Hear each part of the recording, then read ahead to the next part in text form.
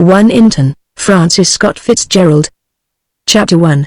Traditionally, the Coccidian Club show is given on the hottest night of spring, and that year was no exception. 200 doctors and students sweltered in the reception rooms of the old narrow house, and another 200 students pressed in at the doors, effectually sealing out any breezes from the Maryland night. The entertainment reached these latter clients only dimly, but refreshment was relayed back to them by a busy bucket brigade. Down cellar, the janitor made his annual guess that the sagging floors would hold up one more time. Bill Tulliver was the coolest man in the hall. For no special reason he wore a light tunic and carried a crook during the only number in which he took part, the rendition of the witty, scurrilous and interminable song which described the failings and eccentricities of the medical faculty. He sat in comparative comfort on the platform and looked out over the hot sea of faces. The most important doctors were in front: Dr. Ruff, the ophthalmologist, Dr. Lane, the brain surgeon, Dr. Jorgi, the stomach specialist, Dr. Barnett, the alchemist of internal medicine, and on the end of the row, with his saint-like face undisturbed by the rivulets of perspiration that poured down a long dome of his head, Dr. Norton, the diagnostician. Like most young men who had sat under Norton, Bill Tulliver followed him with the intuition of the belly, but with a difference. He knelt to him selfishly as a sort of great giver of life. He wanted less to win his approval than to compel it. Engrossed in his own career, which would begin in earnest when he entered the hospital as an intern in July, his whole life was pointed toward the day when his own guess would be right and Dr. Norton's would be wrong. In that moment he would emancipate himself. He need not base himself on the adding machine, calculating machine, probability machine, St. Francis of Assisi machine any longer. Bill Tulliver had not arrived unprovoked at this pitch of egotism. He was the fifth in an unbroken series of Dr. William Tullivers who had practiced with distinction in the city. His father died last winter. It was not unnatural that even from the womb of school this last scion of a medical tradition should clamor for self-expression. The faculty song, immemorially popular, went on and on. There was a verse about the sanguinary Dr. Lane, about the new names Dr. Brune made up for the new diseases he invented, about the personal idiosyncrasies of Dr. Schwartz and the domestic embroilments of Dr. Gillespie. Dr. Norton, as one of the most popular men on the staff, got off easy. There were some new verses, several that Bill had written himself. Herpes ziegler, sad and tired. Will flunk you out or kill ya. If you forget Alfonso Wired, for dope on hemophilia, bum tiddy bum bum, tiddy bum bum, 3,000 years ago. 3,000 years ago. He watched Dr. Ziegler and saw the wince that puckered up under the laugh. Bill wondered how soon there would be a verse about him, Bill Tulliver, and he tentatively composed one as the chorus thundered on. After the show the older men departed. The floors were sloshed with beer and the traditional rouse usurped the evening. But Bill had fallen solemn and, donning his linen suit, he watched for 10 minutes and then left the hot hall. There was a group on the front steps, breathing the sparse air, and another group singing around the lamp-post at the corner. Across the street arose the great bulk of the hospital about which his life revolved. Between the Michaels Clinic and the ward's dispensary arose a round full moon. The girl she was hurrying reached the loiterers at the lamp-post at the same moment as Bill. She wore a dark dress and a dark, flopping hat, but Bill got an impression that there was a gaiety of cut, if not of color, about her clothes. The whole thing happened in less than a minute. The man turning about Bill saw that he was not a member of the grand confraternity and was simply hurling himself into her arms, like a child at its mother. The girl staggered backward with a frightened cry, and everyone in the group acted at once. "Are you sure you're all right?" "Oh, yes," she gasped. "I think he just passed out and didn't realize he was grabbing at a girl. We'll take him over to the emergency ward and see if he can swallow a stomach pump." Bill Tulliver found himself walking along beside the girl. "Are you sure you're all right?" "Oh, yes." She was still breathing hard. Her bosom rose, putting out its eternal promises, as if the breaths she had taken in were the last breather left in the world. "Oh, catch it and take it, oh, catch it," she sighed. "I realized right away that they were students. I shouldn't have gone by that tonight." Her hair, dark and drawn back to her ears, brushed her shoulders. She laughed uncontrollably. "He was so helpless," she said. "Lord knows I've seen men helpless, hundreds of them just helpless, but I'll never forget the expression in his face when he decided to lean on me." Her dark eyes shone with mirth and Bill saw that she was really self-reliant. He stared at her, and the impression of her beauty grew until, uncommitted by a word, by even a formal introduction, he felt himself going out toward her, watching the turn of her lips and the shifting of her cheeks when she smiled. All this was in the 3 or 4 minutes that he walked beside her, Not till afterward did he realize how profound the impression had been. As they passed the church-like bulk of the administration building, an open cabriolet slowed down beside them and a man of about 35 jumped out. The girl ran toward him. "Howard!" she cried with excited gaiety. "I was attacked." There were some students in front of the Coccidian Club building. The man swung sharply and menacingly toward Bill Tulliver. "Is this one of them?" he demanded. "No, no, he's all right." Simultaneously Bill recognized him. It was Dr. Howard Durfee, brilliant among the younger surgeons, heartbreaker and swashbuckler of the staff. "You haven't been bothering Miss?" She stopped him, but not before Bill had answered angrily. "I don't bother people," unappeased, as if Bill were in some way responsible. Dr. Durfee got into his car. The girl got in beside him. "So long," she said. "And thanks." Her eyes shone at Bill with friendly interest, and then, just before the car shot away, she did something else with them, narrowed them a little and then widened them, recognizing by this sign the uniqueness of their relationship. "I see you," it seemed to say. "You registered. Everything's possible." With the faint fanfare of a new motor, she vanished back into the spring night. Chapter 2. Bill was to enter the hospital in July with the first contingent of newly created doctors. He passed the intervening months at Martha's Vineyard, swimming and fishing with Scoates, his classmate, and returned tense with health and enthusiasm to begin his work. The Red Square broiled under the Maryland sun. Bill went in through the administration building where a gigantic Christ gestured in marble pity over the entrance hall. It was by this same portal that Bill's father had entered on his internship 30 years before. Suddenly Bill was in a condition of shock. His tranquility was rent asunder. He could not have given a rational account as to why he was where he was.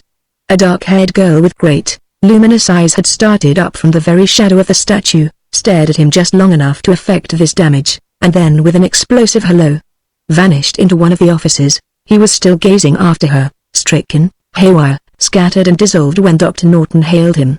"I believe I'm addressing William Tulliver V." Bill was glad to be reminded who he was. Looking somewhat interested in Dr. Durfee's girl, continued Norton. "Is she?" Bill asked sharply. Then, "Oh, howdy-do, Doctor." Dr. Norton decided to exercise his wit, of which he had plenty. "In fact, we know they spend their days together, and gossip adds the evenings." "Their days? I should think he'd be too busy." "He is. As a matter of fact, Miss Singleton induces the state of coma during which he performs his internal sculpture. She's an anesthetist." "I see. Then they are thrown together all day, if you regard that as a romantic situation." Dr. Norton looked at him closely. "Are you settled yet? Can you do something for me right now?" "Yes, indeed. I know you don't go on the ward till tomorrow, but I'd like you to go to East Michael and take a P.E. and a history." "Certainly, room 312. I've put your methodical friend Scoates on the trail of another mystery next door." Bill hurried to his room on the top of Michael, jumped into a new white uniform, equipped himself with instruments. In his haste he forgot that this was the first time he had performed an inquisition unaided. Outside the door he smoothed himself into a calm, serious manner. He was almost a white apostle when we walked into the room, at least he tried to be. A paunchy, sallow man of 40 was smoking a cigarette in bed. "Good morning," Bill said heartily. "How are you this morning?" "Rotten," the man said. "That's why I'm here." Bill set down his satchel and approached him like a young cat after its first sparrow. "What seems to be the trouble?" "Everything. My head aches, my bones ache, I can't sleep, I don't eat, I've got fever. My chauffeur ran over me, ran me, if you know what I mean. I mean from Washington this morning. I can't stand those Washington doctors, they don't talk about anything but politics." Bill clapped a thermometer in his mouth and took his pulse. Then he made the routine examination of chest, stomach, throat and the rest. The reflexes were sluggish to the little rubber hammer. Bill sat down beside the bed. "I'd trade hearts with you any day," he promised. "They all say I've got a good heart," agreed the man. "What did you think of Hoover's speech?" "I thought you were tired of politics." "That's true, but I got thinking of Hoover while you went over me." "About Hoover?" "About me." "What did you find out?" "We'll want to make some tests." "But you seem pretty sound really." "I'm not sound," the patient snapped. "I'm not sound. I'm a sick man." Bill took out a P.E. form and a fountain pen. "What's your name?" he began. "Paul B. Vanshake." "Your nearest relative?" There was nothing in the case history on which to form any opinion. Mr. Vanshake had several children's diseases. Yesterday morning he was unable to get out of bed and his valet had taken his temperature and found fever. Bill's thermometer registered no fever. Now we're going to make just a little prick in your thumb, he said, preparing glass slides, and when this had been accomplished to the tune of a short, dismal howl from the patient, he added, we want just a little specimen from your upper arm. You want everything but my tears, protested the patient. We have to investigate all the possibilities, said Bill sternly, plunging the syringe into the soft upper arm, inspiring more explosive protests from Mr. Van Schaik. Reflectively Bill replaced his instruments. He had obtained no clue as to what was the matter and he eyed the patient reproachfully. On a chance, he looked for enlarged cervical glands, and asked him if his parents were alive, and took a last look at throat and teeth. Eyes normally prominent, he wrote down, with a feeling of futility. Pupils round and equal. That's all for the moment, he said. Try and get some rest, cried Mr. Van Schaik indignantly. That's just the trouble. I haven't been able to sleep for 3 days. I feel worse every minute. As Bill went out into the hall, George Scoates was just emerging from the room next door. His eyes were uncertain and there was sweat upon his brow. Finished? Bill asked. Why, yes, in a way. Did Dr. Norton set you a job too? Yeah. Kind of puzzling case in here, contradictory symptoms, he lied. Same here, said George, wiping his brow. I'd rather have started out on something more clearly defined, like the ones Robinson gave us in class last year, you know, where there were 2 possibilities and 1 probability. Unobliging lot of patience, agreed Bill. A student nurse approached him. You were just in 312, she said in a low voice. I better tell you. I unpacked for the patient, and there was 1 empty bottle of whiskey and 1 half empty. He asked me to pour him a drink, but I didn't like to do that without asking a doctor. Quite right, said Bill stiffly, but he wanted to kiss her hand in gratitude. Dispatching the specimens to the laboratory, the 2 internees went in search of Dr. Norton, whom they found in his office. Through already? What luck, Tulliver, he's been on a bust and he's got a hangover, Bill blurted out. I haven't got the laboratory reports yet, but my opinion is that's all. I agree with you, said Dr. Norton. All right, Scoates, how about the lady in 314? Well, unless it's too deep for me, there's nothing the matter with her at all. Right you are, agreed Dr. Norton. Nerves and not even enough of them for the ward clinic. What'll we do with them? Throw 'em out, said Bill promptly. Let them stay, corrected Dr. Norton. They can afford it. They come to us for protection they don't need, so let them pay for a couple of really sick people over in the free wards. We're not crowded. Outside the office, Bill and George fastened eyes. Humbling us a little, said Bill rather resentfully. Let's go up to the operating rooms. I want to convince myself all over again that this is a serious profession. He swore. I suppose for the next few months we'll be feeling the bellies of 4 flushers and taking the case histories of women who aren't cases. Never mind, said George cautiously. I was just as glad to start with something simple like what? Why, like nothing. You're easily pleased, Bill commented. Ascertaining from a bulletin board that Dr. Howard Durfee was at work in number 4, they took the elevator to the operating rooms. As they slipped on the gowns, caps, and then the masks, Bill realized how quickly he was breathing. He saw her before he saw anything else in the room, except the bright vermilion spot of the operation itself, breaking the universal whiteness of the scene. There was a sway of eyes toward the 2 internees as they came into the gallery, and Bill picked out her eyes, darker than ever in contrast with the snowy cap and mask, as she sat working the gas machine at the patient's invisible head. The room was small. The platform on which they stood was raised about 4 feet, and by leaning out on a glass screen like a windshield, they brought their eyes to within 2 yards of the surgeon's busy hands. It's a neat appendix, not a cut in the muscle, George whispered. That guy can play lacrosse tomorrow. Dr. Durfee, busy with catgut, heard him. Not this patient, he said. Too many adhesions. His hands, trying the catgut, were sure and firm. The fine hands of a pianist. The tough hands of a pitcher combined. Bill thought how insecure, precariously involved the patient would seem to a layman, and yet how safe he was with those sure hands in an atmosphere so made safe from time itself. Time had stopped at the door of the operating room, too profane to enter here. Thea Singleton guarded the door of the patient's consciousness, a hand on a pulse, another turning the wheels of the gas machine, as if they were the stops on a silent organ. There were others in attendance: an assisting surgeon, a nurse who passed instruments, a nurse who made liaison between the table and the supplies, but Bill was absorbed in what subtle relationship there was between Howard Durfee and Thea Singleton. He felt a wild jealousy toward the mask with the brilliant, agile hands. "I'm going," he said to George. He saw her that afternoon, and again it was in the shadow of the great stone Christ in the entrance hall. She was in street clothes, and she looked slick and fresh and tantalizingly excitable. "Of course. You're the man the night of the Coccidian show. And now you're an intern. Wasn't it you who came into room 4 this morning?" "Yes." "How did it go?" "Fine." "It was Dr. Durfee." "Yes," he said with emphasis. "I know it was Dr. Durfee. He met her by accident or contrivance half a dozen times in the next fortnight, before he judged he could ask her for a date." "Why, I suppose so." She seemed a little surprised. "Let's see. How about next week, either Tuesday or Wednesday? How about tonight?" "Oh, not possibly." When he called Tuesday at the little apartment she shared with a woman musician from the Peabody Institute, he said, "What would you like to do? See a picture?" "No," she answered emphatically. "If I knew you better I'd say let's drive about 1,000 miles into the country and go swimming in some quarry." She looked at him quizzically. "You're not one of those very impulsive internees, are you, that just sweep poor nurses off their feet? On the contrary, I'm scared to death of you," Bill admitted. It was a hot night, but the white roads were cool. They found out a little about each other. She was the daughter of an army officer and had grown up in the Philippines, and in the black and silver water of the abandoned quarry she surprised him with such diving as he had never seen a girl do. It was ghostly inside of the black shadow that ringed the glaring moonlight, and their voices echoed loud when they called to each other. Afterward, with their heads wet and their bodies stung alive, they sat for a while, unwilling to start back.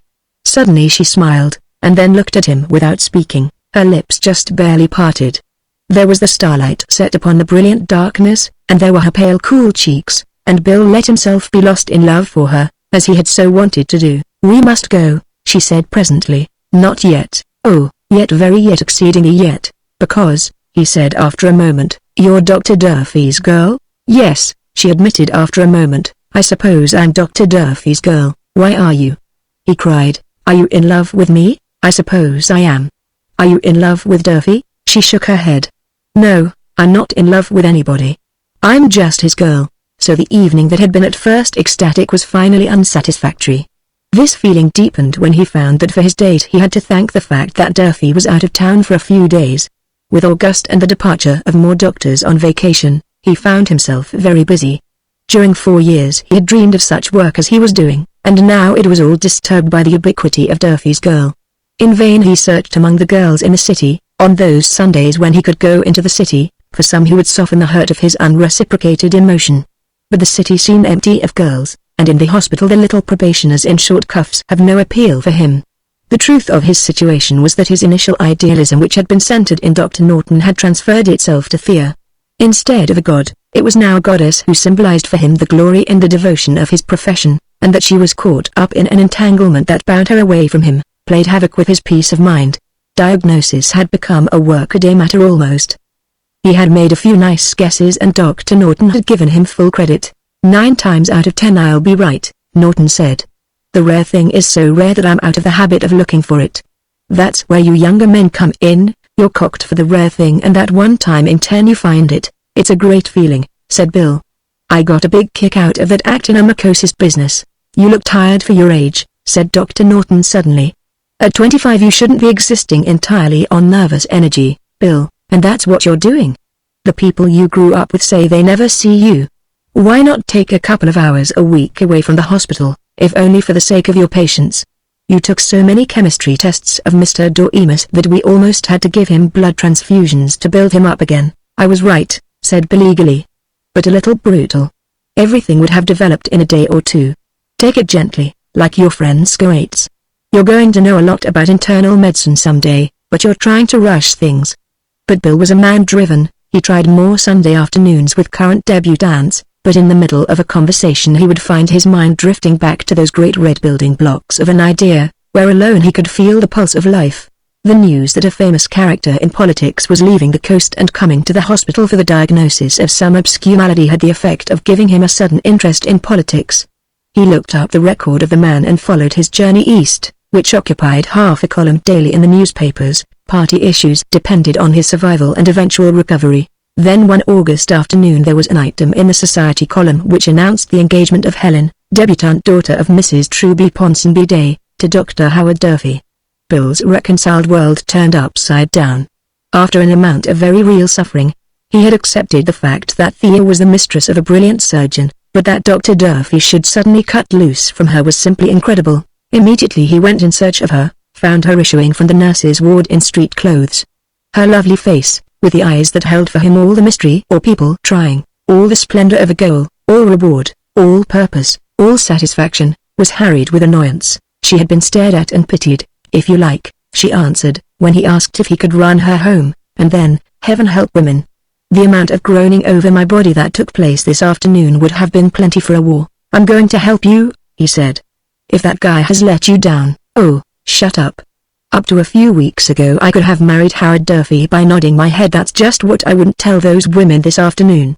I think you've got discretion, and that'll help you a lot when you're a doctor. I'm a doctor, he said somewhat stiffly. No, you're just an intern.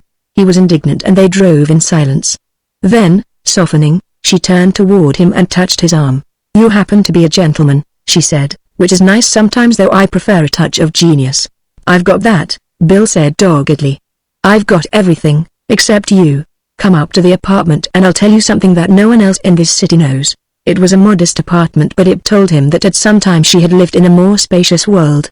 It was all reduced, as if she had hung on to several cherished things, a Duncan Fife table, a brass by Brancusi, 2 oil portraits of the 50s. I was engaged to John Gresham, she said. Do you know who he was? Of course, he said. I took up the subscription for the bronze tablet to him. John Gresham had died by inches from radium poisoning, got by his own experiments. I was with him till the end, Thea went on quickly, and just before he died he wagged his last finger at me and said, I forbid you to go to pieces. That doesn't do any good. So, like a good little girl, I didn't go to pieces, but I toughened up instead.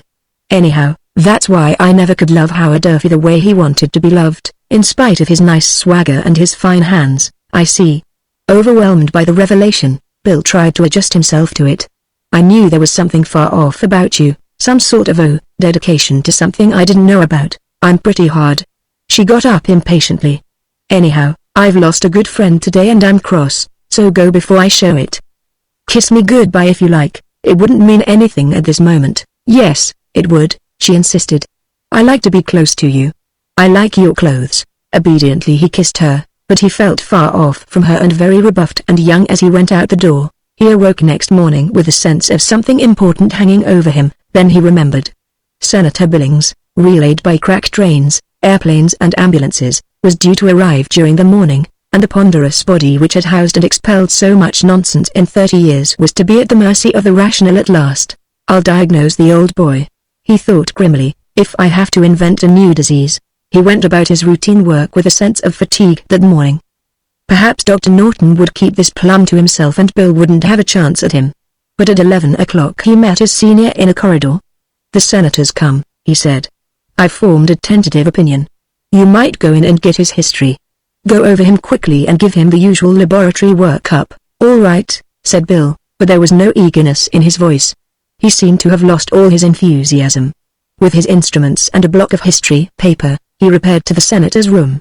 Good morning, he began. Feeling a little tired after your trip? The big barrel of a man rolled toward him. Exhausted, he squeaked unexpectedly. All in, Bill didn't wonder, he felt rather that way himself, as if he had traveled thousands of miles in all sorts of conveyances until his insides, including his brains, were all shaken up together. He took the case history. What's your profession, legislator? Do you use any alcohol? The senator raised himself on one arm and thundered, see here, young man, I'm not going to be heckled. As long as the 18th Amendment. He subsided, do you use any alcohol? Bill asked again patiently, why, yes, how much? A few drinks every day. I don't count them. Say, if you look in my suitcase you'll find an X-ray of my lungs, taken a few years ago. Bill found it and stared at it with a sudden feeling that everything was getting a little crazy. This is an X-ray of a woman's stomach, he said. Oh well, it must have got mixed up, said the senator. It must be my wife's. Bill went into the bathroom to wash his thermometer. When he came back he took the senator's pulse, and was puzzled to find himself regarded in a curious way. What's the idea? The senator demanded. Are you the patient or am I? He jerked his hand angrily away from Bill. Your hand's like ice. And you've put the thermometer in your own mouth. Only then did Bill realize how sick he was. He pressed the nurse's bell and staggered back to a chair with wave after wave of pain chasing across his abdomen. Chapter 3. He awoke with a sense that he had been in bed for many hours. There was fever bumping in his brain, a pervasive weakness in his body, and what had awakened him was a new series of pains in his stomach. Across the room in an armchair sat Dr. George Scoates, and on his knee was the familiar case history pad. "What the hell?" Bill said weakly. "What the hell's the matter with me? What happened?" "You're all right," said George. "You just lie quiet." Bill tried to sit upright, but found he was too weak. "Lie quiet," he repeated incredulously. "What do you think I am, some dumb patient? I asked you what's the matter with me? That's exactly what we're trying to find out. Say, what is your exact age?" "My age?" Bill cried. 110 in the shade. "My name's Al Capone and I'm an old hoofhead. Stick that on your goddamn paper and mail it to Santa Claus. I asked you what's the matter with me, and I say that's what we're trying to find out," said George, staunch, but a little nervous. "Now, you take it easy, cried Bill. "When I'm burning up with fever and a half-wit intern sits there and asks me how many fillings I've got in my teeth, you take my temperature, and take it right away." All right, said George conciliatingly. "I was just going to." He put the thermometer in Bill's mouth and felt for the pulse, but Bill mumbled, "I'll shake my old pulse," and pulled his hand away.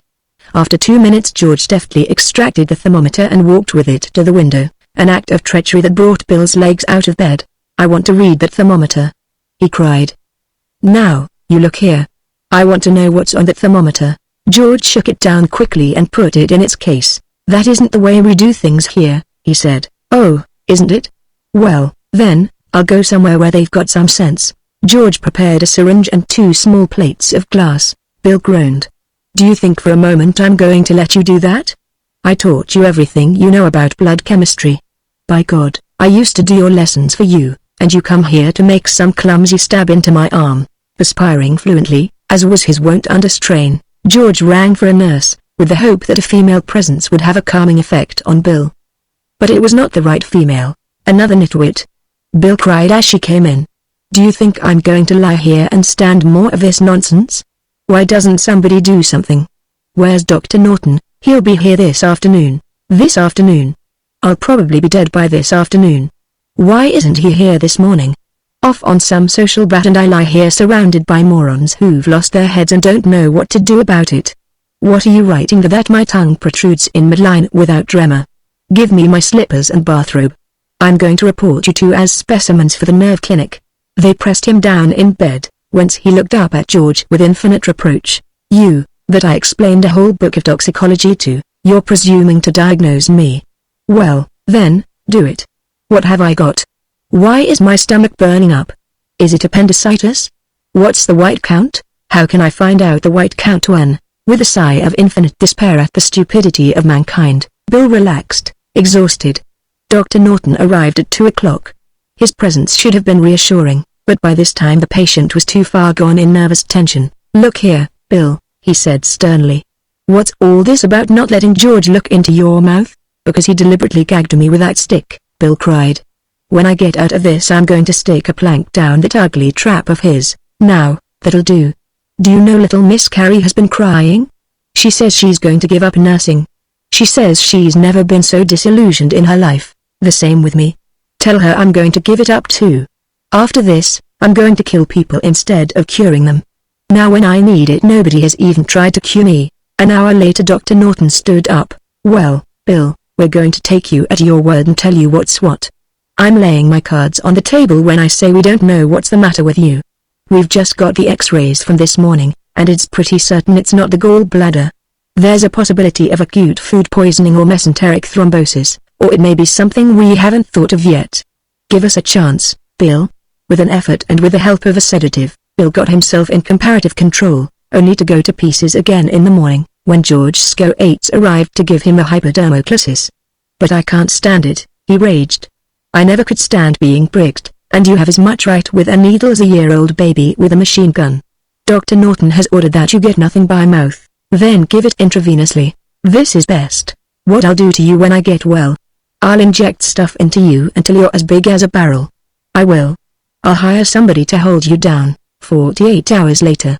Dr. Norton and Dr. Scoates had a conference in the former's office, so the we are, George was saying gloomily. He just flatly refuses to submit to the operation, HM. Dr. Norton considered. That bad, there's certainly danger of a perforation, and you say that his chief objection? That it was my diagnosis. He says I remembered the word volvulus from some lecture and I'm trying to wish it on him. George added uncomfortably, he always was domineering, but I never saw anything like this. Today he claims it's acute pancreatitis, but he doesn't have any convincing reasons. Does he know I agree with your opinion? He doesn't seem to believe in anybody, said George uncomfortably. He keeps fretting about his father, he keeps thinking he could help him if he was alive. I wish that there was someone outside the hospital he had some faith in, Norton said. An idea came to him. I wonder he picked up the telephone and said to the operator, I wish you'd locate Miss Singleton. Dr. Durfee's anesthetist. And when she's free, ask her to come and see me. Bill opened his eyes wearily when Thea came into his room at 8 that night. Oh, it's you, he murmured. She sat on the side of his bed and put her hand on his arm. Hello, Bill, she said. Hello. Suddenly he turned in bed and put both arms around her arm. Her free hand touched his hair. You've been bad, she said. I can't help it. She sat with him silently for half an hour, then she changed her position so that her arm was under his head. Stooping over him, she kissed him on the brow. He said, being close to you is the first rest I've had in 4 days. After a while she said, 3 months ago Dr. Durfee did an operation for volvulus and it was entirely successful. But it isn't volvulus. He cried. Volvulus is when a loop of the intestine gets twisted on itself. It's a crazy idea of Scoates's. He wants to make a trick diagnosis and get a lot of credit. Dr. Norton agrees with him. You must give in, Bill. I'll be right beside you, as close as I am now. Her soft voice was a sedative. He felt his resistance growing weaker. 2 long tears rolled from his eyes. I feel so helpless, he admitted. How do I know whether George Scoates has any sense? That's just childish, she answered gently. You'll profit more by submitting to this than Dr. Scoates will from his lucky guess. He clung to her suddenly. Afterward, will you be my girl? She laughed. The selfishness. The bargainer. You wouldn't be very cheerful company if you went around with a twisted intestine. He was silent for a moment. Yesterday I made my will, he said.